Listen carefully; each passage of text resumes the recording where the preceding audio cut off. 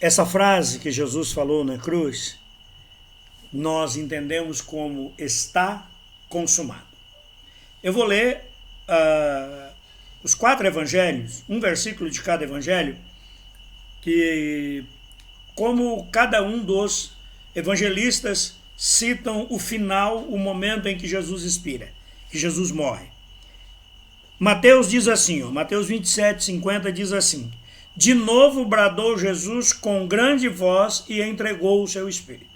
Mateus diz que Jesus deu um grito, mas não disse o que ele falou. Marcos 15:37 também diz assim: mas Jesus, dando um grande brado, expirou. De novo, Marcos também, como Mateus, diz que Jesus deu um grito, mas que Jesus aliás, eles não escrevem o que Jesus falou nesse grito.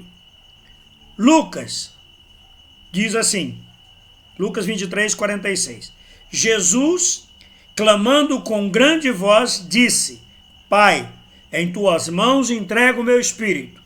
E havendo dito isso, expirou. Lucas diz que Jesus falou uma frase, que é uma frase que nós gostamos dela, é uma frase lá do Salmos, Salmo 22, nas tuas mãos eu entrego o meu espírito.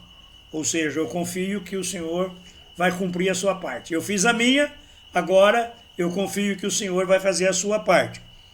E João é o que vai dizer exatamente a base que nós vamos ministrar aqui. João 19:30. Diz assim: então Jesus, depois de ter tomado o vinagre, disse: está consumado. E inclinando a cabeça, entregou o espírito.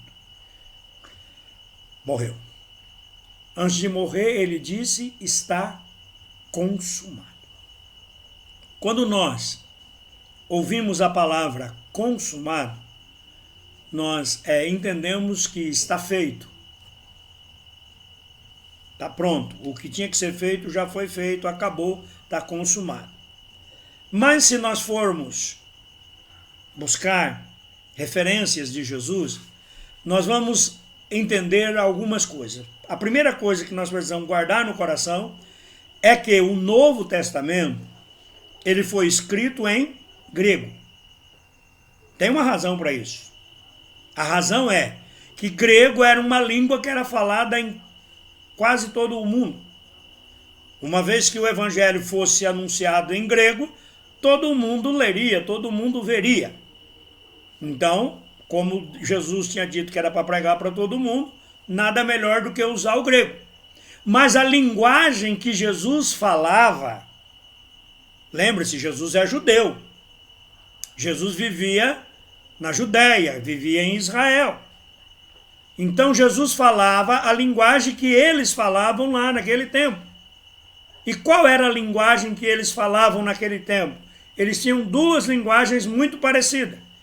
Uma era o hebraico, que é a língua original dos filhos de Abraão, dos judeus. O hebraico é a língua religiosa, a Bíblia, a Torá, os escritos e os profetas, chamado todo o Velho Testamento, para eles não é Velho Testamento, para os judeus é Taná, era escrito em hebraico.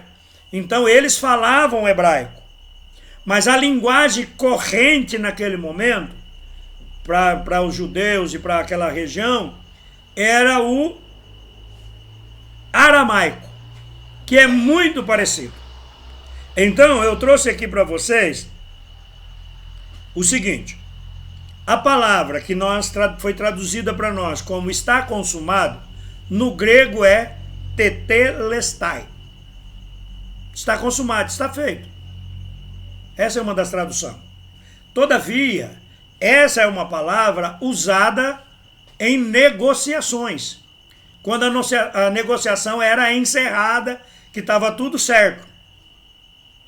Já no hebraico, a palavra seria nishlam, que significa está pago. No aramaico, que era a língua que Jesus falava, e que muito provavelmente foi a língua que ele usou, porque um pouquinho antes ele tinha dado um brado em aramaico dizendo Eli, Eli, é aramaico, lama sabachthani, não é hebraico, é aramaico. Ele disse Nishlen. Nishlen, no aramaico, está pago. O que Jesus está dizendo? Eu paguei o preço. Tetelestai. A negociação foi consumada. Quando que uma negociação é consumada? Quando o preço é pago. Você começa uma negociação tendo um objeto para ser negociado. Na negociação se estabelece um preço e alguém vem e paga esse preço, e uma vez pago esse preço, a negociação está consumada. O apóstolo Paulo, ele usa palavras que vai nos levar para esse lado do está pago. Por exemplo, 1 Coríntios capítulo 6, versículo 20, diz assim: porque fostes comprado por preço, portanto glorificai, pois, a Deus no vosso corpo. Vocês foram comprados por um preço. Paulo também fala que há remissão no sangue de Jesus. E sem derramamento de sangue não há remissão de pecados. O que significa remir? O que é remissão? É pagar o preço e deixar livre. Ou seja, a pessoa comprava um escravo e o libertava. Ele pagava para o dono do escravo o preço que o escravo valia e libertava o escravo. Isso era a remissão. O escravo se tornava livre porque alguém pagou o preço dele. Isso é remissão. Em Colossenses, no capítulo 2, do versículo 13 a 14, de novo, Paulo traz algo maravilhoso. Diz assim: e a vós, quando estáveis mortos nos vossos delitos, e na incircuncisão da vossa carne, vos vivificou juntamente com ele, perdoando-nos todos os delitos. 14. E havendo riscado o escrito de dívida que havia contra nós nas suas ordenanças, o qual nos era contrário, removeu-o do meio de nós, cravando-o na cruz. Paulo está dizendo que existia um escrito da dívida. O que é um escrito de dívida? Para nossos negociantes nos dias atuais, seria o quê? Uma promissória. Havia uma promissória. E Jesus pagou essa promissória e anulou essa promissória. Então, Jesus pagou o nosso preço.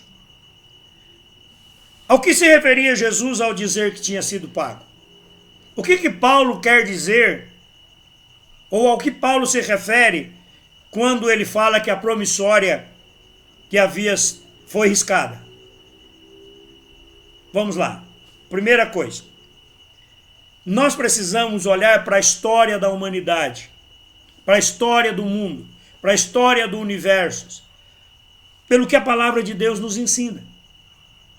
A Bíblia diz no versículo 1 de Gênesis: no princípio criou Deus os céus e a terra. No princípio Deus fez todas as coisas. Foi Deus que fez todas as coisas.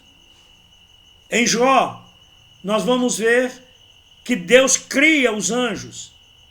Jó cita que Deus criou os anjos. Então, a primeira criação que Deus fez foi a criação angélica. Não foi a criação humana. Primeiro Deus fez os anjos. E esses anjos foram feitos com qualidades que eram inerentes a Deus. Não como Deus. Não iguais a Deus. Não com as características de Deus. Mas espíritos como Deus é espírito. Deus é espírito puro, espírito sem corpo. Ele tem alma e tem espírito. A alma é a região dos sentimentos, das emoções, né? Do entendimento, da mente, da decisão. Deus tem tudo isso. E Deus criou os anjos com isso. Só que Deus criou os anjos livres para tomarem decisões. E Deus fez uma hierarquia de anjos, podemos dizer assim. Na verdade, Deus colocou cada um no seu devido lugar, cada grupo fazendo uma coisa. E um desses anjos, um querubim, foi colocado como o chefe da adoração, como aquele que prestava culto a Deus com um grupo de anjos que o serviam. Esse querubim se rebelou contra Deus. Quando ele viu que ele mandava num grupo grande de anjos, ele acreditou que ele podia se levantar contra Deus, tomar o lugar de Deus, assumir o trono de Deus, assumir a gerência do mundo. Claro que ele não conseguiu. E a Bíblia diz que 1/3 dos anjos caíram com ele. Depois, Deus cria o homem. Deus prepara essa terra para o homem. Né? Nós temos lá no Gênesis, do versículo 2 em diante, do capítulo 1, como Deus fez, como Deus preparou o ambiente para o homem. E Deus decide criar o homem com mais características divinas. Por quê? Primeiro, os anjos não se procriam. Não acredito nessa conversa de que anjo e que demônio têm relação sexual. Não acredito. Porque Jesus disse isso. Quando falaram lá da mulher que casou com 7 irmãos, aí perguntaram para Jesus, lá no céu como vai ser? Jesus falou, ó, lá no céu eles serão como os anjos. Não se casam, nem se dão em casamento. Ele não estava falando de casamento, ele estava falando de relação sexual, porque era disso que os caras estavam perguntando. Embora falasse do casamento, mas eles estavam falando com quem que a mulher ia manter relação sexual. No céu, porque ela tinha sido casada com os 7 homens, e os 7 teriam direito de ter relações com ela, e Jesus, não, lá no céu não tem disso não. Então eu não acredito nessa história, porque fez sexo com um demônio, fez não sei o que, não acredito nisso. Biblicamente não. Porque Deus não deu essa capacidade aos anjos. Mas Deus deu essa capacidade à criação biológica. E o homem está dentro da criação biológica. Por quê? Quando Deus fez os anjos, Deus fez miríades, milhões de anjos. Milhões de anjos. Milhares de anjos. Bilhões, sei lá quantos. E o mesmo tanto de anjo que Deus fez continua existindo hoje. Alguns caíram, perderam o seu status, não vamos falar sobre isso, mas a criação angélica não mudou. Ela continua a mesma. Já o homem não. O ser humano, Deus fez um homem e uma mulher. E deu a esse homem e a essa mulher a capacidade de se procriarem, de se multiplicarem. E quando a gente olha, né, eu estava ouvindo hoje, que hoje nós somos aproximadamente 8 bilhões e não sei quantas milhões de pessoas. De um casal. De um casal, sem contar os que já morreram, estão 8 bilhões de seres humanos sobre a Terra. Por quê? Porque Deus deu ao homem a capacidade de se procriar. Assim como Deus tinha dado aos animais que eram da criação biológica, e o homem é biológico. Só que Deus, da mesma maneira que ele criou os anjos livres para tomarem decisão, e aí entra uma questão, por que Deus fez o homem livre? Por que Deus fez os anjos livres se ele sabia que os anjos iam pecar, se ele sabia que o homem ia pecar? É porque amor não prende. E Deus é amor. Quem ama não prende. Quem ama não prende. Porque Deus ama, Deus não prende. E Deus colocou lá no Éden uma árvore, dentro de todas as plantas do jardim, apenas uma árvore era proibida de se comer, e o homem comeu dessa árvore, desobedecendo a Deus, pecou contra Deus. Então nós temos a primeira criação angélica, caiu, pecou contra Deus. A segunda criação, segunda em ordem, não em tamanho ou poder, que é a criação humana, também cai, também peca. Influenciada por Satanás, influenciada pelo demônio lá que estava na serpente. Mas caiu. Aí nós precisamos entender algumas coisas que foram diferenciadas. Primeiro, a consequência da queda para os anjos foi terrível. Porque os anjos que caíram foram confirmados para sempre separados de Deus. Isso é morte espiritual. A morte física é a separação do nosso espírito, alma, que sai do corpo e o corpo físico morre. A morte espiritual é a separação do ser com Deus. Quando Deus se afasta do ser, ele morre. Isso é morte espiritual. Esses anjos, esse 1/3 dos anjos, morreram espiritualmente e Deus decretou definitivamente a destruição deles no futuro, que é a morte eterna. Para eles, Deus não deu chance. E Deus pegou os anjos que não tinham pecado e confirmou-os em santidade. Não existe a possibilidade de um anjo de Deus hoje se rebelar e pecar contra Deus. Eles perderam o livre-arbítrio e foram colocados como adoradores sem capacidade de mudar isso. Na queda humana, a primeira coisa que aconteceu foi a morte espiritual, que é a separação com Deus. Nós aprendemos que Deus visitava o jardim do Éden, Deus tinha comunhão com Adão, Deus tinha no dia a dia, batia papo, se fosse aqui no Mato Grosso do Sul, tomava tereré com Adão, toda tarde. Quando eles comeram do jardim, da fruta, a primeira coisa que eles fizeram foi se esconder de Deus.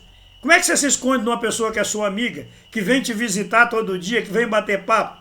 Só se você não quer ver ela, ou que você fez alguma coisa que não quer que ela saiba. Então, já morreu espiritualmente, como os anjos morreram. Todavia, porém, há uma grande diferença no tratamento desse pecado em relação ao pecado dos anjos. Porque o pecado dos anjos foi julgado, condenado e pronto. O pecado dos seres humanos foi julgado, condenado, mas prometido a mudança e a restauração final. No mesmo momento, na mesma hora, no mesmo momento em que Deus está julgando o homem, julgando a serpente, julgando Satanás por causa da queda humana, naquele mesmo momento, Deus restaura a Adão a sua comunhão. Mas antes disso, Deus promete que vai nascer um homem, filho de mulher, que vai vencer definitivamente Satanás e o pecado. Está lá em Gênesis 3,15. Deus não determina o final do homem ali. Nós podemos especular aqui e vamos passar a noite inteira especulando e não vamos chegar na conclusão definitiva de por que Deus não agiu com os seres humanos como ele agiu com os anjos. Primeira coisa, para mim, a única coisa que eu consigo entender é que Deus fez o homem com capacidade de procriar, o homem pecou antes de procriar. Se Deus determina ali, encerrava tudo. Então o que Deus faz? Deus dá uma oportunidade para que o homem tenha comunhão com ele.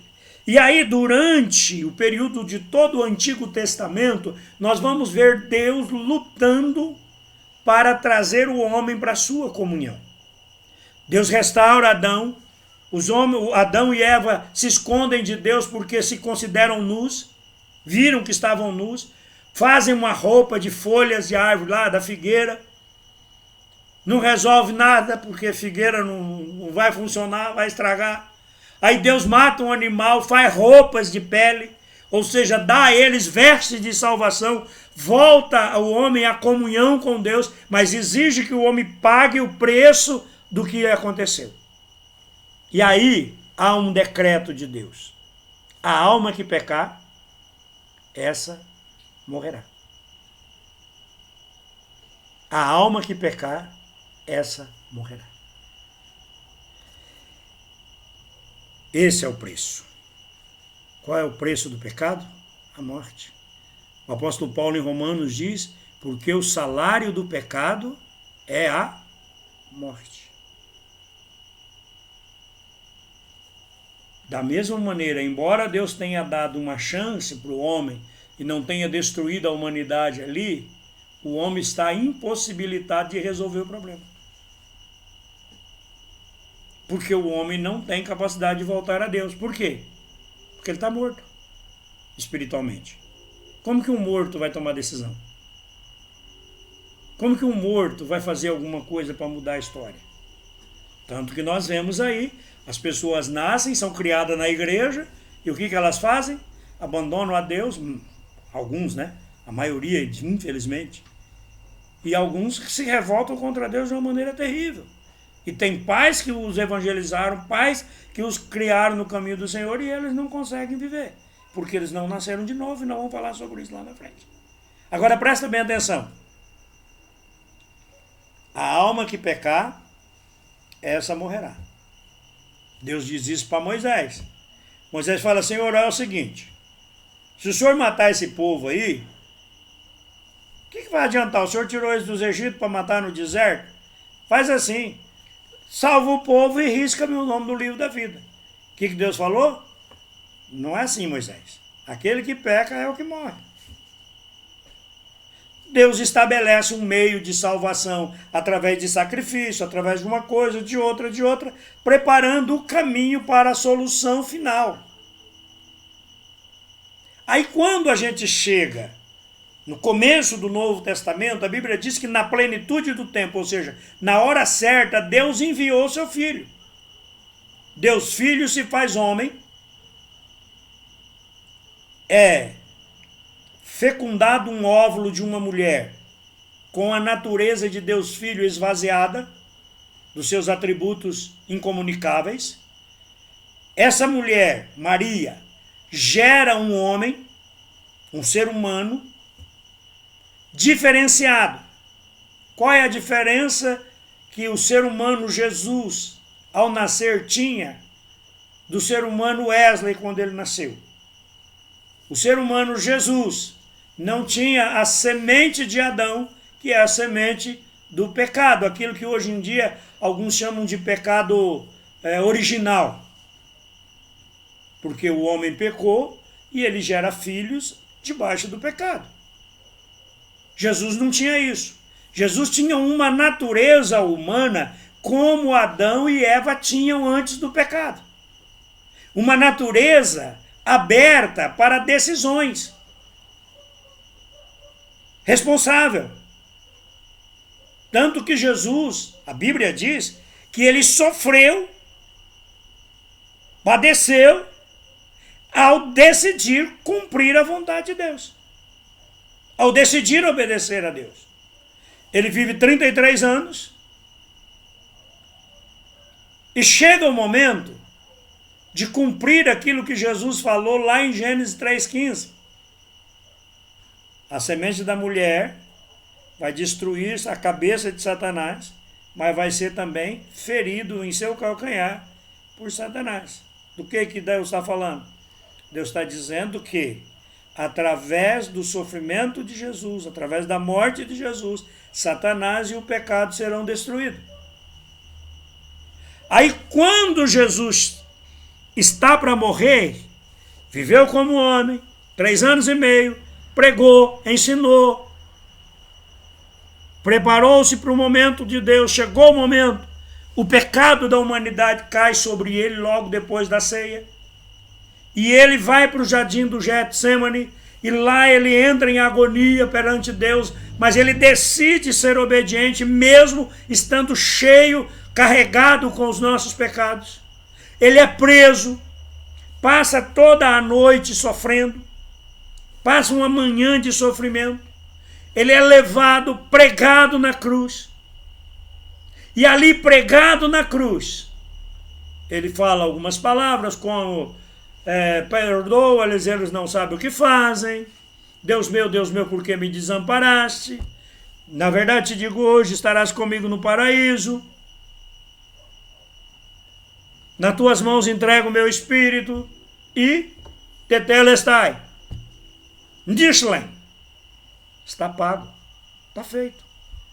Um inocente morreu pela humanidade.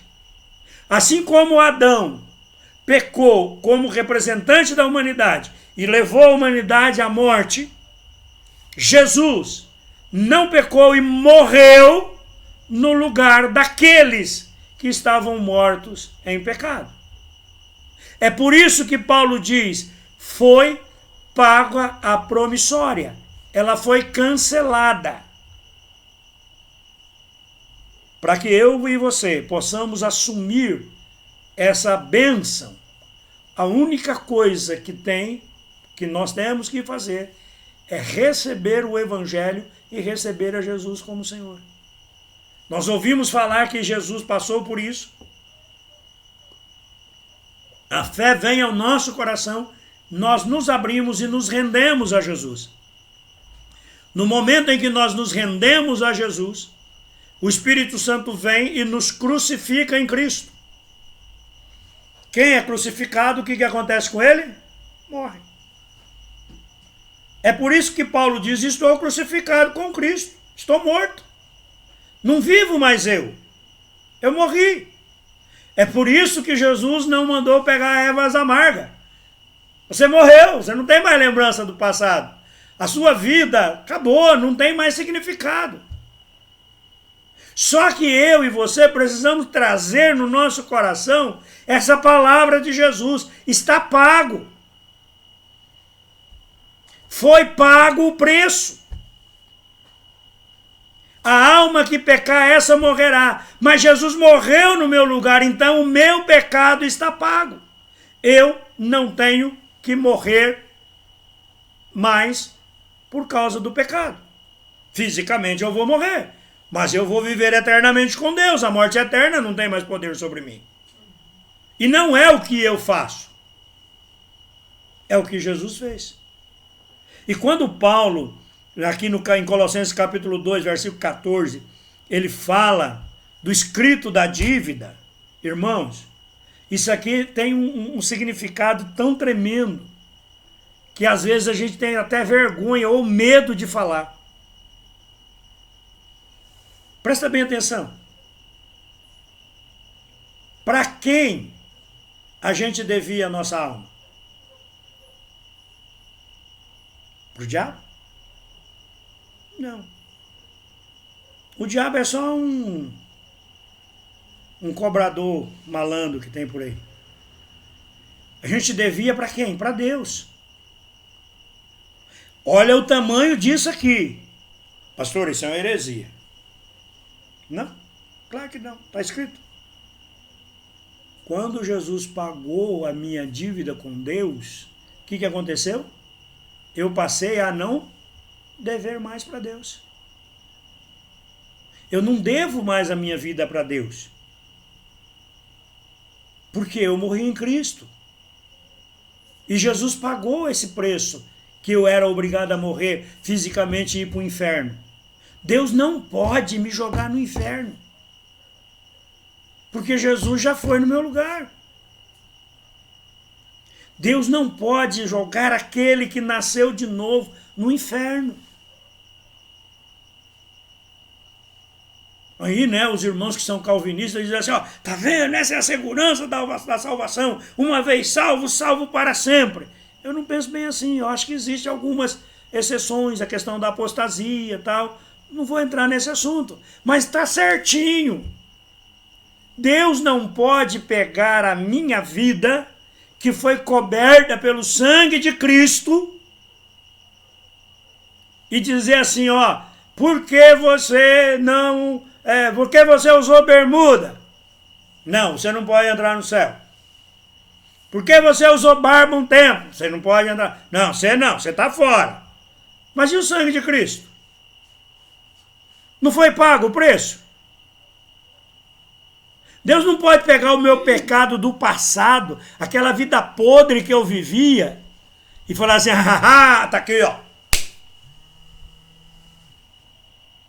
Não. É interessante que lá, no julgamento, a Bíblia fala sobre isso, e a gente não presta, às vezes, muita atenção. Que diz que grandes e pequenos vão estar diante do trono de Deus, e cada um vai responder segundo as suas obras. Só que lá também diz o seguinte, foi aberto o livro da vida. Quem está escrito no livro da vida não é mais julgado para condenação, ou seja, não tem condenação. Quem nasceu de novo vai direto no céu. Paulo vai falar que existe um julgamento de obras para os que nasceram de novo, não na questão de salvação, mas na questão de coroação, de galardão, de prêmio pela vida vivida em Cristo. Por quê? Porque está pago. Quando o diabo tentar fazer você passar vergonha pelo seu passado, diga para ele, tetelestai, está pago. Jesus já fez. Sou eu mais não. Resolve lá com o meu irmão mais velho. Quer cobrar de mim? Cobra do meu irmão mais velho. Por quê? Porque a Bíblia diz que Satanás perdeu o poder que ele tinha sobre nós. Porque Cristo rompeu e pagou o preço da nossa salvação. Por causa disso, nós precisamos viver uma vida digna diante de Deus. Por causa disso, nós devemos seguir as pisadas de Jesus. Jesus diz assim, se alguém quer vir após mim, negue-se a si mesmo e tome a sua cruz a cada dia e siga-me. Eu não devo viver do meu jeito. Eu devo procurar a viver do jeito de Jesus. E aqui cabe de novo uma das coisas que eu venho aprendendo e venho buscando falar. Nós precisamos olhar para Jesus, homem, antes da morte. A maneira que nós temos que viver, o nosso exemplo de vida, é a vida de Jesus. Como ele andou, como ele era, como ele agiu, o que ele falou, o que ele nos ensinou. Muitas coisas ele nos ensinou. Amai os inimigos. Jesus falou assim, que se eu pensar em adulterar, eu já adulterei. Se eu pensar em matar, ou se eu odiar alguém, eu sou assassino. Esse é o exemplo que nós temos para seguir. O Jesus humano, o Jesus que andou entre nós. O Jesus que viveu aqui e venceu o pecado. É assim que eu e você temos que viver. Por isso, nós precisamos, cada dia, mais e mais, buscar conhecer Jesus. Lembre-se, está pago. Como nós cantamos, garante vitória. Jesus garante vitória. O sangue de Jesus garante vitória. Foi comprado por um preço muito grande. E o preço qual foi? O sangue, a vida vertida na cruz do Calvário. Amém? Que Deus abençoe você e que você possa viver essa verdade dia após dia, em nome do Senhor Jesus. Que Jesus seja o nosso alvo, agora e sempre. Amém? Oremos.